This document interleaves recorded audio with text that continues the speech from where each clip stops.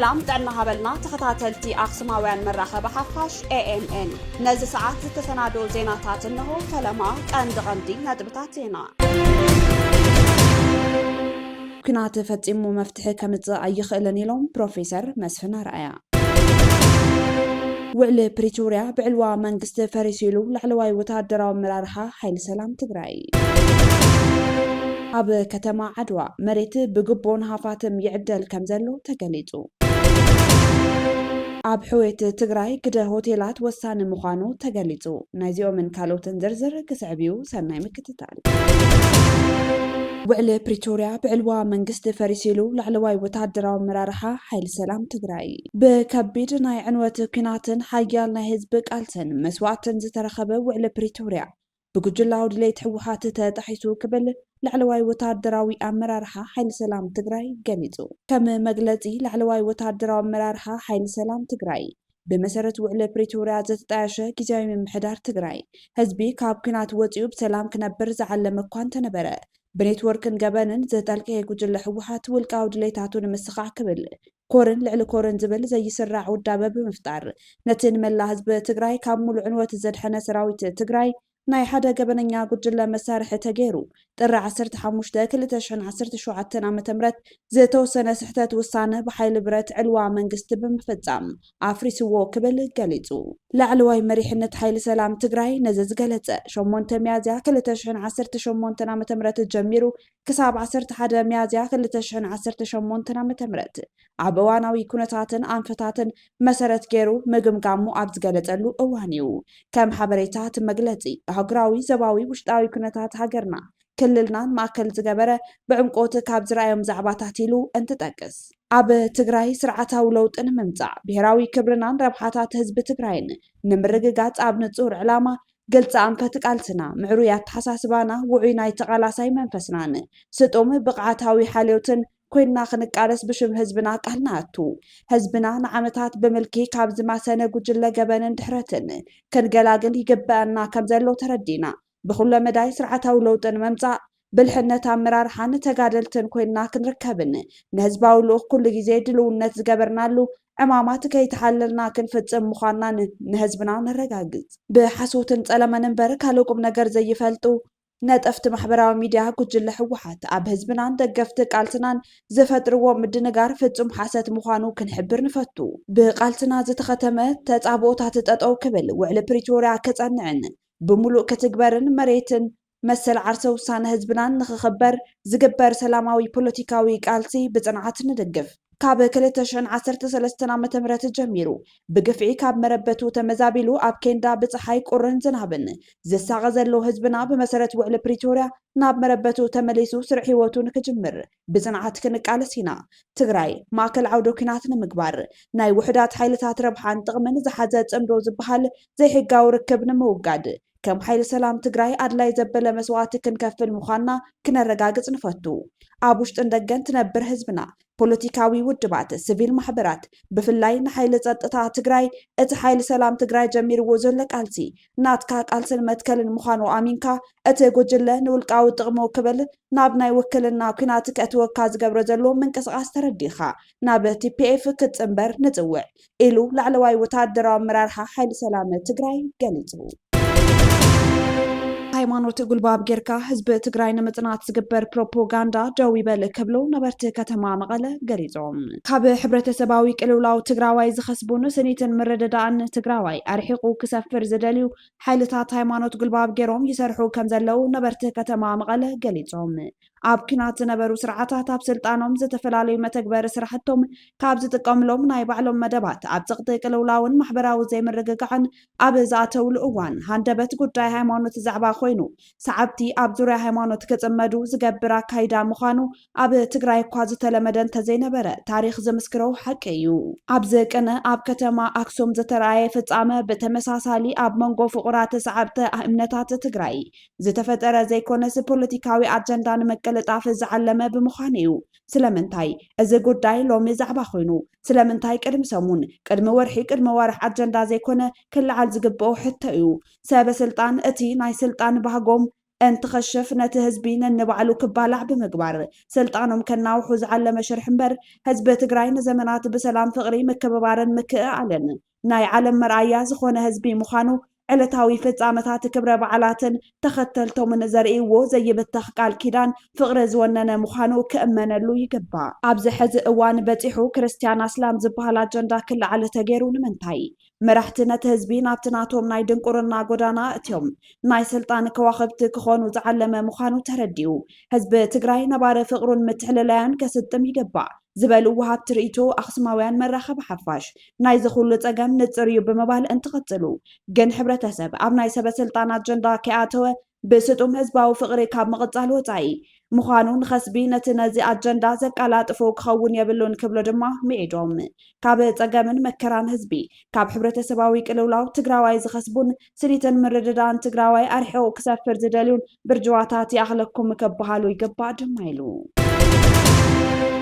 በዓል 4 ኮኸብ ሆቴል ተመሪቑ ኣብ ከተማ መቐለ ብልዕሊ 1.8 ቢልዮን ብር በዓል 4 ኮኸብ ሆቴል ኪንግደም 11 ሚያዝያ 2018 ዓ.ም ተመሪቑ ንምረቓ እቲ ሆቴል ስዒቡ ከም ዝተገለጸ ምስፍሕፋሕ ልምዓት ሆቴላት ኣብ ሕዌት ትግራይ ዕዙዝ ግደ ከም ዘለዎም ተገሊጹ በዓል 4 ኮኸብ ሆቴል ኪንግደም ድማ ካብቶም ተስፋ ሕዌት ትግራይ ሆቴላት ሓደ ምዃኑ ኣብቲ እዋን ምረቓ ተገሊጹ ኣብ ዘይተረጋግዐ ፖለቲካዊ ኩነታት ትግራይ ኮይና ኩሉ ነገር ኣብ ዝኸበረሉ ካብ ምኽባሩን ላዕሊ ድማ እታወታት ንምርካቦም ኣፀጋሚ ኣብ ዝኾነሉ ኩነታት ኮይንካ ከምዚ ዝበለ ሆቴል ምስራሕ ክንደየናይ መስዋዕቲ ከም ዝሓትት ርዱእ እዩ ክብሉ በዓል ዋና ሆቴል ኪንግደም ኣይተ መኮንን በዛብህ ተዛሪቦም ንብርክት ዝበሉ ወገናት ዕድል ስራሕ ከም ዝፍጠር ዝገለጹ እቶም በዓል ሃፍቲ እዚ እንትንሃንፅ ከም ተጋሩ ሓደ ኮይና ፖለቲካዊ ትግራይ ዓርዩ ህዝብና ተረጋጊዑ ሰላሙ ሰፊኑ እፎይልና እንሰርሓሉ ኣጋይሽና እንቕበለሉ ሰላም ኣብ ቅድሜና ከም ዝህሉ ብምትእምማን እዩ ኢሎም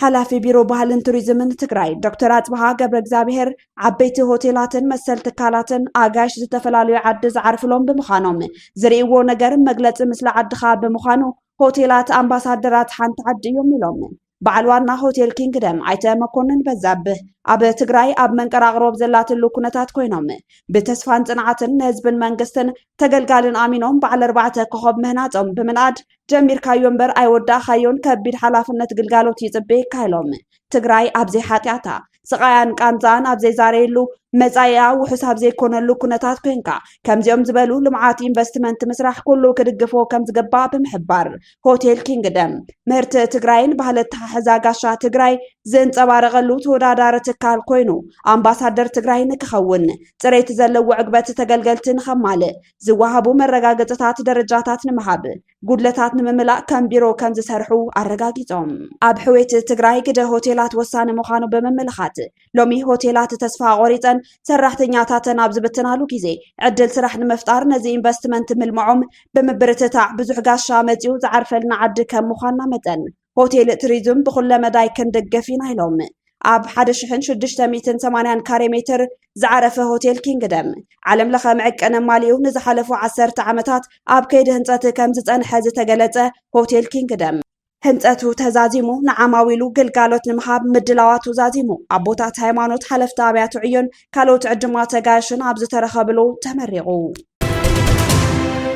ኣብ ከተማ ዓድዋ መሬት ብግቦን ሃፋትም ይዕደል ከም ዘሎ ተገሊጹ ከንቲባ ከተማ ዓድዋ ኣይተ ተስፋይ ገብረወልድ ምስ ሓላፊ መሬት ምምሕዳርን ክላስተርን እታ ከተማ ኣይተ ይበቢ ኣስገዶም ብሓባር ብምዃን ልዕሊ 6 ሄክታር መሬት ከተማ ዓድዋ ብኢንቨስትመንት ብዕደላን ብላውጣን እንዳተመኽነየ ኣብ ካቢኔ እንዳወሰኑ ምስ ሃፋትም እናተረዳድኡ ይሸጥዎን ይልውጥዎን ኣለዉ ክብል ካብ ከተማ ዓድዋ ንኣኽሱማውያን መራኸቢ ሓፋሽ ዝገለጹ ነበርቲ ከተማ ዓድዋ ከንቲባ ከተማ ዓድዋን መሬት ምምሕዳርን ካዳስተርን ተናቢቦም ዘሎ ፖለቲካዊ ሃዋሁ ተበሊጾምን መሬት ህዝቢ ናብ ናይ ባዕሎም ሃፍቲ ብሰበብ ላውጣን ኢንቨስትመንትን ንሃፋትም የከፋፍልዎ ኣለዉ ዝበለ እቲ ሓበሬታ እቲ ስርቂ መሬት ከተማ ዓድዋ ኣብ ገምጋም ቤት ምኽሪ ከም ዝተለዓለን ዝተረኸበ ሓበሬታ የመላኽት ኣብ ከተማ ዓድዋ ዘሎ ወራር መሬት ብልሽዋ ኣሰራርሓ ዝተሓላለኸ ግዕዚናን ካልኦትን ኣብ ከቢድ ብርኪ በፂሑ ከም ዝርከብ ተሓቢሩ ኩናት ፈጺሙ መፍትሒ ከምፅእ ኣይኽእልን ኢሎም ፕሮፌሰር መስፍን ኣርኣያ ዋና ኮሚሽነር ሃገራዊ ምክክር ፕሮፌሰር መስፍን አርአያ ብፍሉይ ምስ ኣክሱማውያን ሚድያ ኣብ መደብ የኛ እይታ ብዝብል ብቋንቋ ኣምሓርኛ ብዘካየድዎ ቃለ መሕትት ኣብ ትግራይ ቅድሚ 44 ዓመት ብሞያ ሕክምና ብሰርሓሉ ዝነበርኩ እዋን ኩናት ክንደየናይ ከቢድ ምዃኑ ይፈልጥ እየ። ኣብቲ እዋን ኣዴታት ትግራይ ደቀን ካብ ኩናት ከትርፈለን ይሓታን ነይረን። ሕዚ እውን እንተኾነ ኣዴታት ትግራይ ካብዚ ፀገም ክወፃእ ኣይከኣላን ክብሉ ሕሉፍ ኩነታትን ህልውን የረድኡ። በችግር መፍቻነት ምን እንደሚጠቅም አይተነዋል።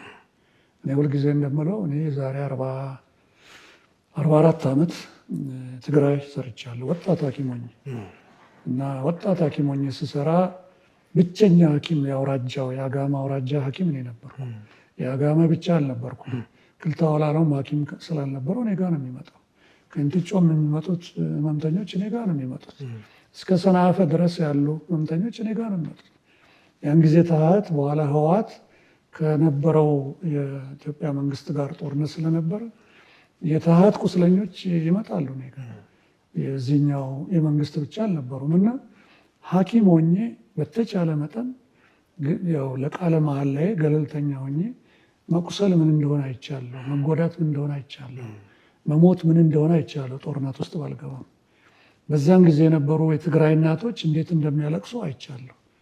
እኔ ጋር ይመጡና ልጅ 14 ዓመት ሆነው አሁን ብሔራዊ ውትድርና በዚህ መንግስት ይወስድብኛል፣ ትልቅ ቁመቱ ረዘመብኝ፣ ዝም ብል ደግሞ በዛ በኩል ደግሞ ተሃት ትወስድብኛለች፣ ወይም ደግሞ ልጄ በረሃ በዳጋሙስ በኩል ይገባብኛል እና እባክህ ዶክተር አስቀርልኝ የሚሉ እናቶች በጣም ብዙ ነበሩ።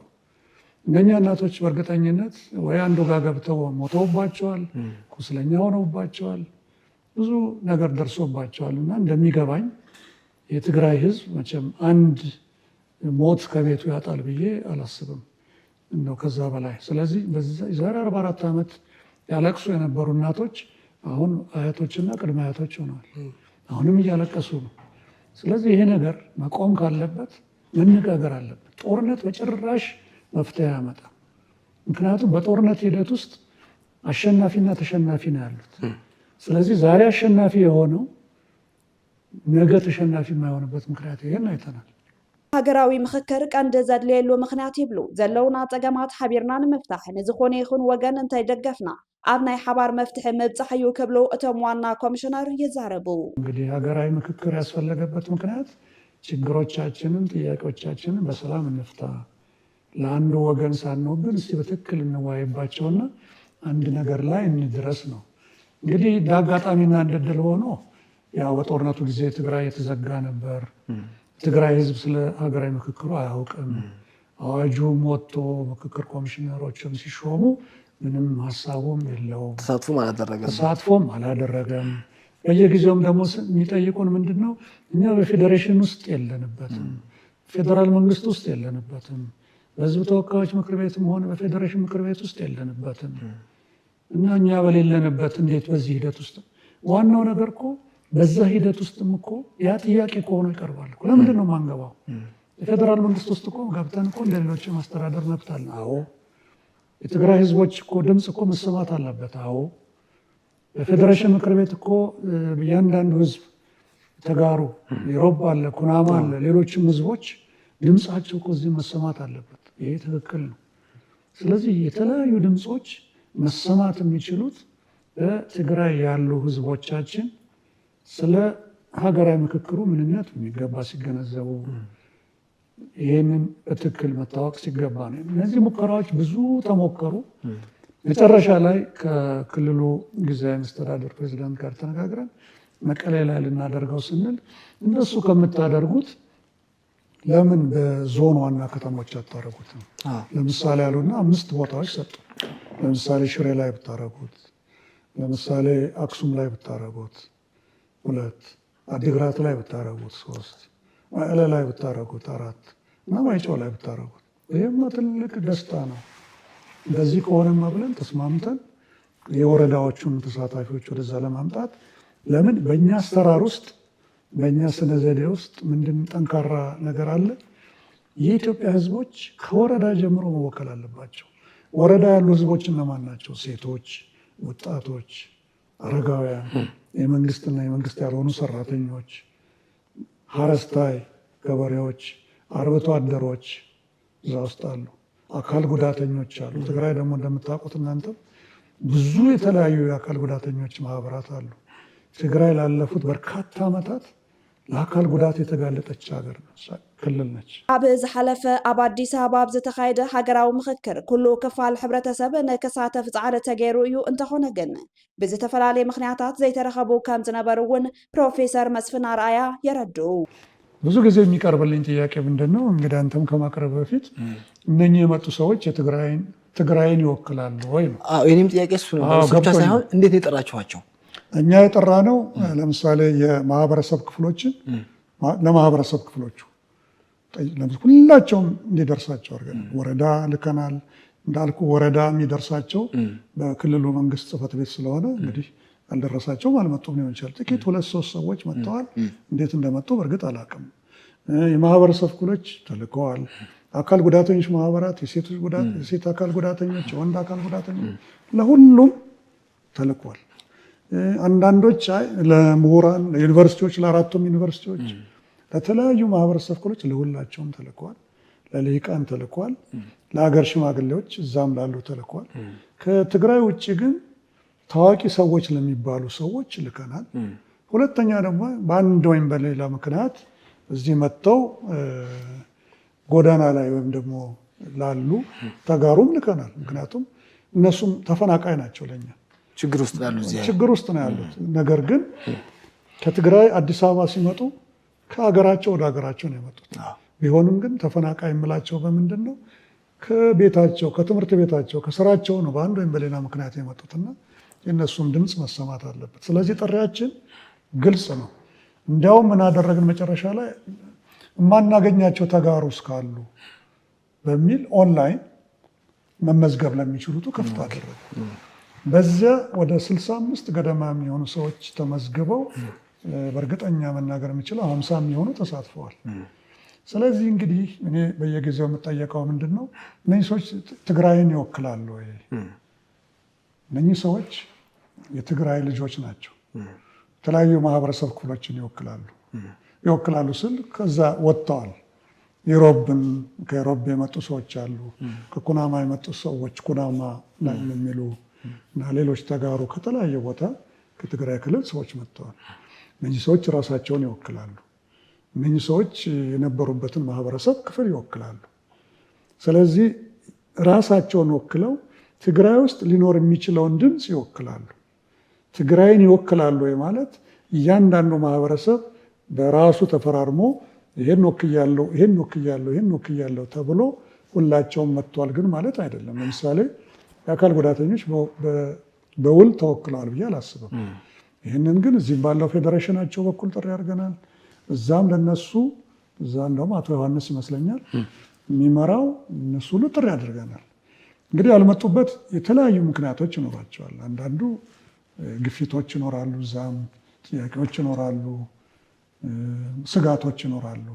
ግን እንዳልኩ ምንም የሚያሰጋ ነገር አልተናገሩም። ሰዎች የተናገሩት ነገር ቢኖር የትግራይን ኢንትረስት አንድ፣ ሁለተኛ ፋይዳ ያለው የትግራይ ሆኖ ኢትዮጵያዊ ወይም ኢትዮጵያን የሚወክል ፋይዳ ያለው ጥያቄዎችን አንስተዋል።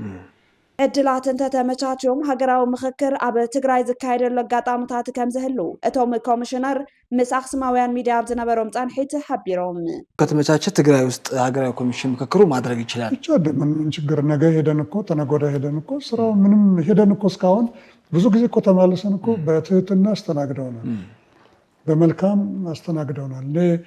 የዓለም አቀፍ የአካል ጉዳተኞች ቀን ሲከበር እዛ ሄጄ ንግግር አድርጌ ለአካል ጉዳተኞች እና እዚያም ልብስ ተሸልሜ በትሯ ሳትቀር ነው የመጣሁትና በጣም ጥሩ ጊዜ ነው። እዛ መሄድ በጣም ጥሩ ሰላም እንዳለ አስተውለናል። ህዝቡ ያው እንግዲህ ላንተ አልነግረህም ምን አይነት ህዝብ እንደሆነ ተናግሬ አይበቃኝም። ምናልባት እኔ የማውቀው እንግዲህ ዛሬ 40 ዓመቱም ቢሆን አሁንም ቢሆን ከዚህ ሁሉ ችግርና መከራ ጋር የህዝቡን ተቀባይነት፣ እንግዳ ተቀባይነት ወይም ሰውን አክባሪነት አውቀዋለሁ እና አሁንም ሁኔታዎች የሚመቻቹ ከሆነ ምንም ያልነውም እሱ ነው። ምናልባት ሰዎች ሲያዩ ይሄ በቃ ወይ ተዘጋ ወይ የሚሉት ነገር አለ ነው። እኛ እዛ ላይም ተናግረናል። ኮሚሽነሮቻችን ባለው አጋጣሚ ሁሉ ተናግረዋል። እና የተሻለም የሚሆነው የተወሰኑ በተለይ አካል ጉዳተኞች ሴቶች በጣም ወሳኝ ህይወት ነው ያሳለፉት። ስለዚህ እነሱ መሳተፋቸው በጣም ተገቢ ነው። ወረዳ ቅድም ያልኩህ መሰረታዊ የሆኑት ሌሎች አካባቢ እንደተደረገ ሁሉ የዚህ ተሳትፎ ላይ ቶሎ በቅርቡ ለምን ይህንን ዝም ብለን እኛም እዚህ ላይ የተቀመጥነው እኮ ጊዜ ተሰጥቶን ነው።